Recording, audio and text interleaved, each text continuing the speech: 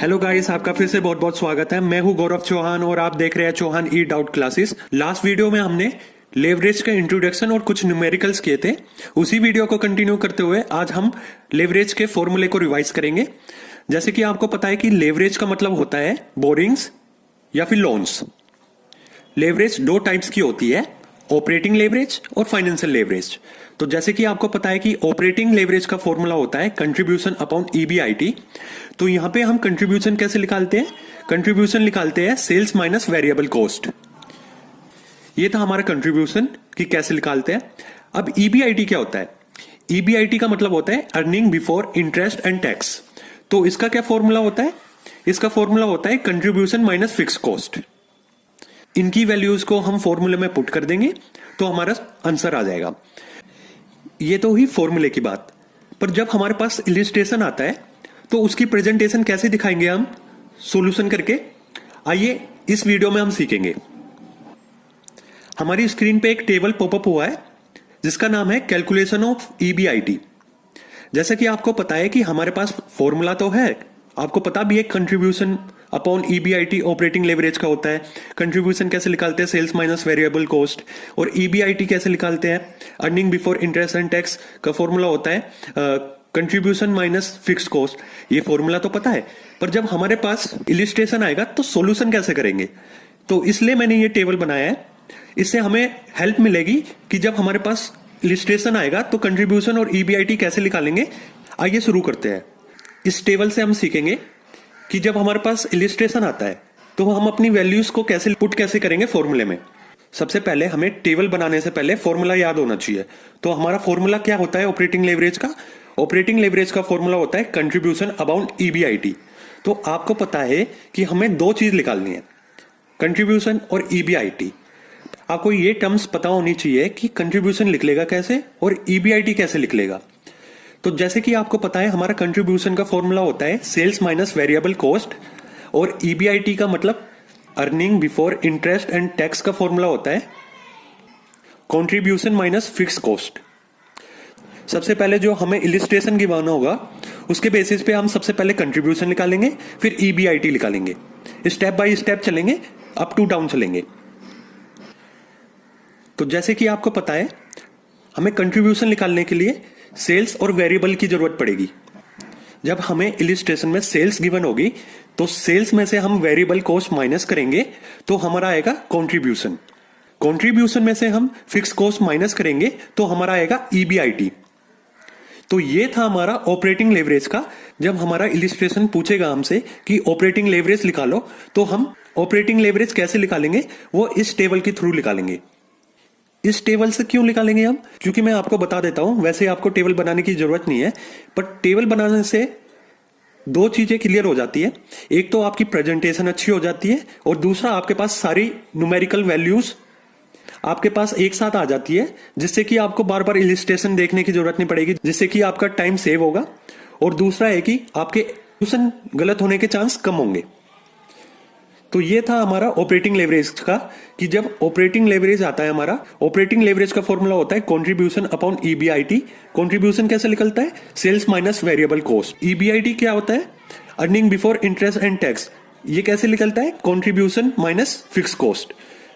और हम टेबल में निकालेंगे तो कैसे निकालेंगे? हमें सबसे पहले कंट्रीब्यूशन निकालना होगा, उसके बाद ईबीआईटी। क्योंकि जो इस फॉर्मूले की वैल्यूज लिख लेगी वो लिख लेगी स्टेप बाय स्टेप। पहले कंट्रीब्यूशन निकालना है, उसके बाद ईबीआईटी। ये था हमारा ऑपरेटिंग लेवरेज। जो हमारा सेकंड स्टेप होता है वो होता है फाइनेंशियल लेवरेज। तो फाइनेंशियल लेवरेज का फॉर्मूला क्या होता है? फाइनेंशियल लेवरेज का फॉर्मूला होता है ईबीआईटी अपॉन पीवीटी या ईबीटी। तो यहां पे आपको पता है ईबीआईटी क्या होता है? ईबीआईटी होता है earning before interest and tax. अब बोलोगे ये पीबीटी या ईबीटी क्या होता है? तो पीबीटी का मतलब होता है प्रॉफिट बिफोर टैक्स और ईबीटी का मतलब होता है अर्निंग बिफोर टैक्स। मतलब वैल्यूज, मतलब ये टर्म सेम ही होती है पीबीटी और ईबीटी। आपको यहाँ पे ईबीआईटी का तो मतलब पता है। ईबीआईटी का मतलब होता है जो हमारी अर्निंग्स होती है, मतलब जो हमारा प्रॉफिट होता है इंटरेस्ट और टैक्स पेड करने से पहले।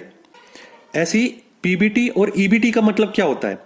पीबीटी का मतलब होता है प्रॉफिट बिफोर टैक्स या फिर ईबीटी का मतलब होता है अर्निंग बिफोर टैक्स, मतलब ईबीआईटी में से आप इंटरेस्ट माइनस करेंगे तो आपके पास आएगा पीबीटी या ईबीटी, मतलब कि जो हमारे पास प्रॉफिट आएगा इंटरेस्ट पेड करने के बाद वो हमारी पीबीटी कहलाएगी। तो आपको पता है ईबीआईटी कैसे निकलती है? ईबीआईटी निकलती है कंट्रीब्यूशन माइनस फिक्स कॉस्ट, और पीबीटी कैसे निकलेगी? ये निकलेगी ईबीआईटी माइनस इंटरेस्ट। मतलब कि सिंपल सी बात है कि आपने यहां पे कंट्रीब्यूशन निकाला, उसमें भी दो चीजें निकालनी थी, सेल्स माइनस वेरिएबल कॉस्ट। उसके बाद ईबीआईटी निकाली आपने, कंट्रीब्यूशन माइनस फिक्स कॉस्ट।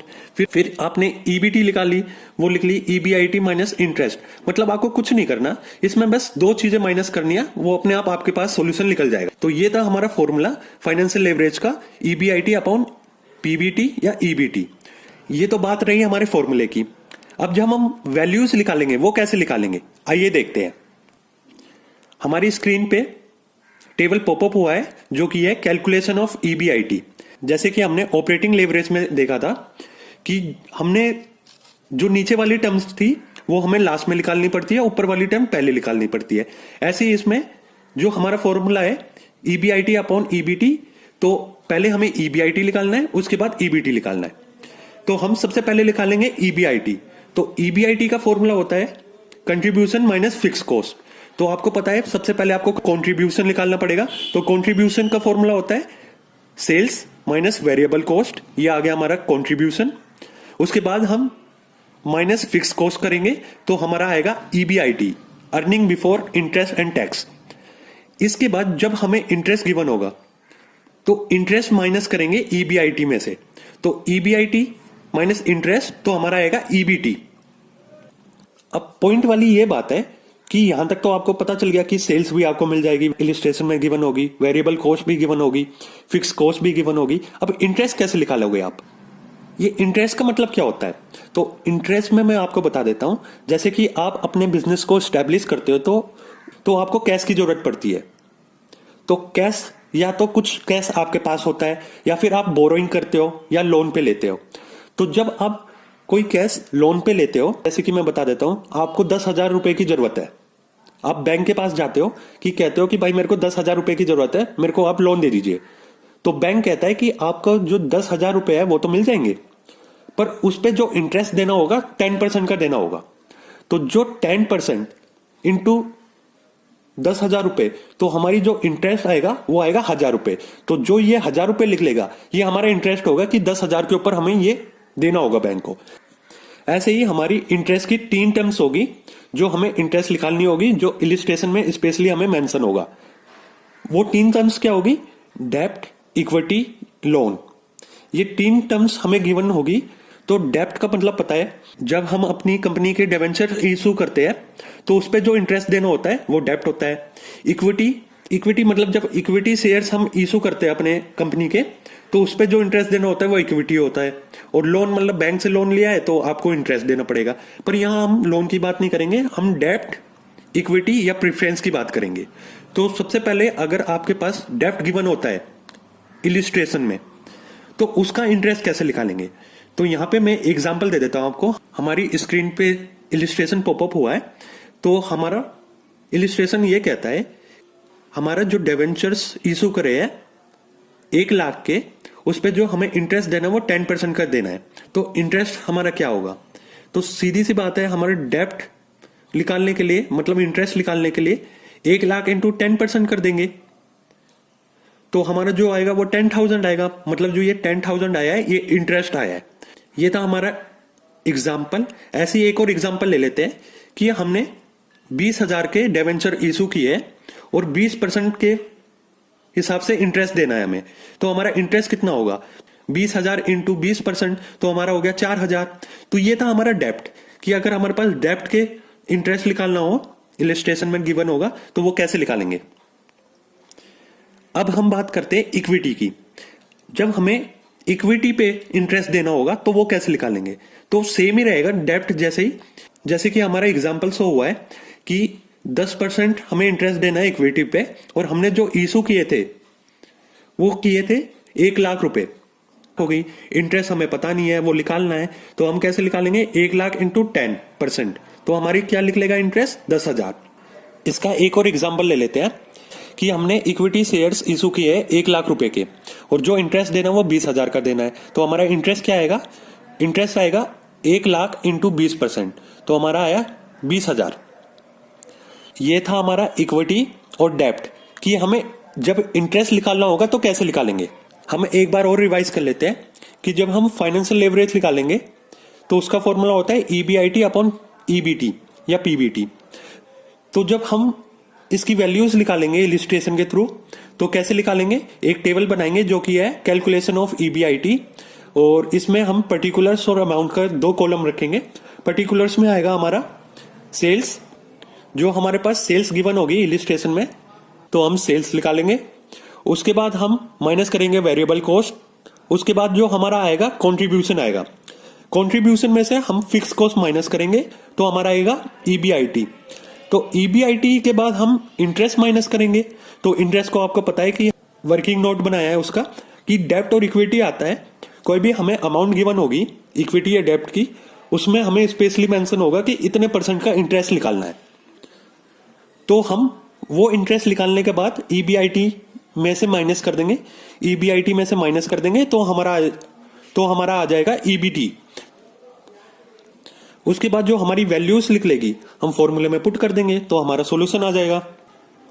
कभी कभार हमारे इलिस्ट्रेशन में एक टर्म पूछ लेता है, जैसे कि एक इलिस्ट्रेशन है उसमें पूछ लिया कि ऑपरेटिंग लेवरेज निकालना है, हमें फाइनेंशियल लेवरेज निकालना है। उसके बाद इलिस्ट्रेशन में हमसे कभी कभार ये पूछ लेता है कि आपने ऑपरेटिंग निकाल लिया, फाइनेंशियल निकाल लिया, अब कंबाइंड लेवरेज निकाल लिए। तो कंबाइंड लेवरेज का फॉर्मूला क्या होता है?